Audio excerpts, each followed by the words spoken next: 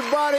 My next guest is a best-selling author, successful film and television producer, and the man who inspires millions each week through his message of positivity and faith. I can't even tell you what the man means to me. Please welcome back my friend, Bishop T.D. Jakes.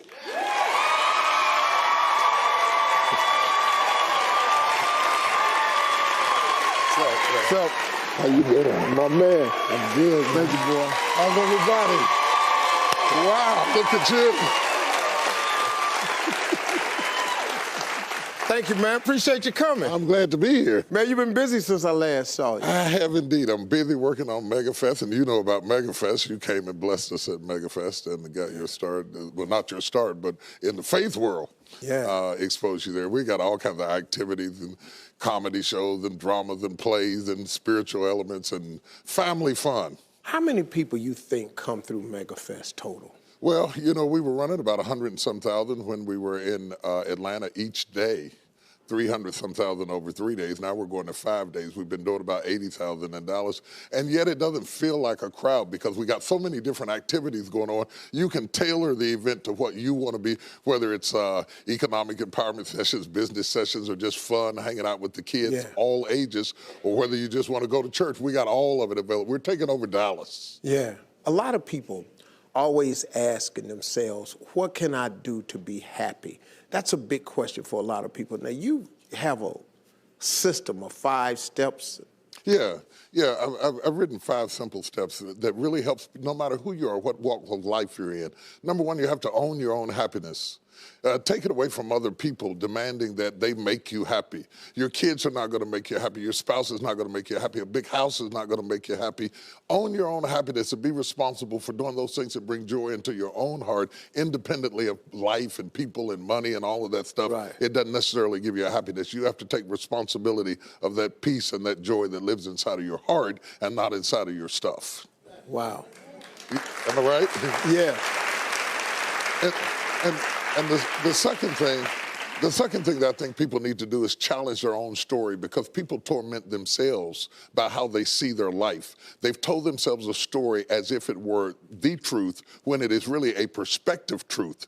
And sometimes you've narrated a story that you beat yourself to death with. Challenge your own story. Change the way you talk to yourself about who you are and what happened to you and what you're going to do in your life. You wrote the script. Change the story. Change the dialogue. You can, am I right? You know? Yeah. The third thing that I think is very important is to enjoy the journey, not the destination.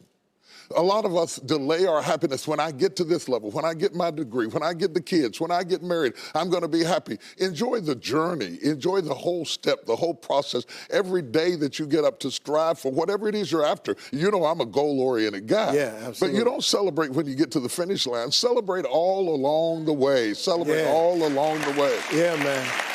You know, that's so true because I hear people talking about a million, man. When I make $1 million, I'm gonna do this right here. Well, look, if you've been making $25,000 a year, and all of a sudden you're making $100,000 a year, I got news for you, man. You need to go eat a piece of cake and put a candle in it or something, because that's a big jump. And like you say, enjoying the journey is just realizing that there's joy in the process. That, and then I put me on my calendar. Put me on my calendar, because I want my attention too. Because if you don't see yourself as valuable, nobody else will. You know, nobody else will. The other point is make relationships count.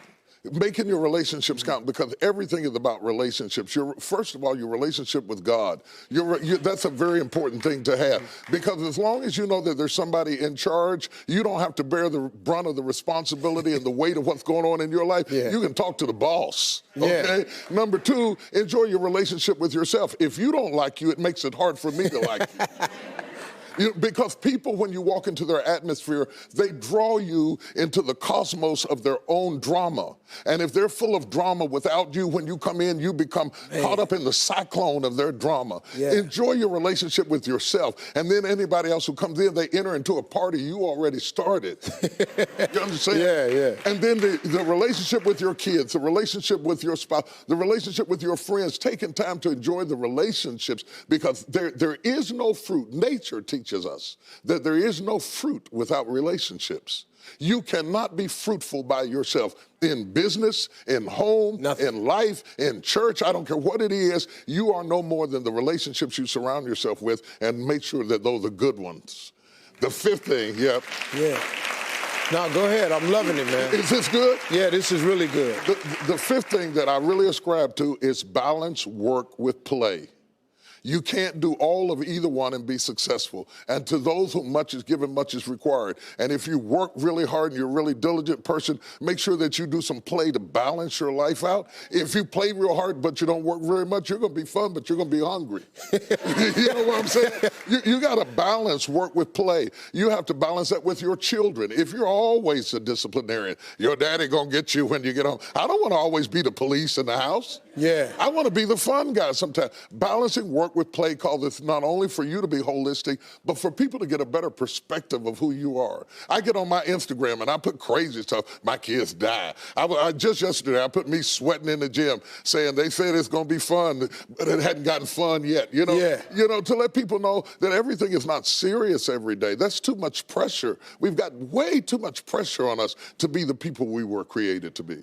You got to enjoy the journey and the process. Like I told my kids the other day, I said, let me explain something to y'all. If something happened to me and mama, I want you all to understand, y'all gonna be around the casket crying, because I'm not leaving you everything. I'm just not. I'm gonna spend 85% of my income on me and your mama. Right. Yeah. Right.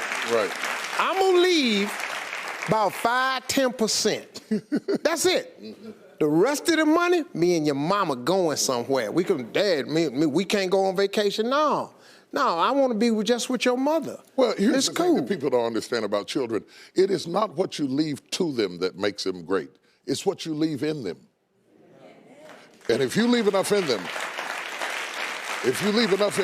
you don't have to worry about what you leave to them. If you leave more to them than you leave in them, they will run through everything you left to them. Yeah. But if you leave enough in them, you don't have to leave so much to them, because they can go out there and make their own way in life. Cool. I'm glad you said that, because now they ain't getting nothing.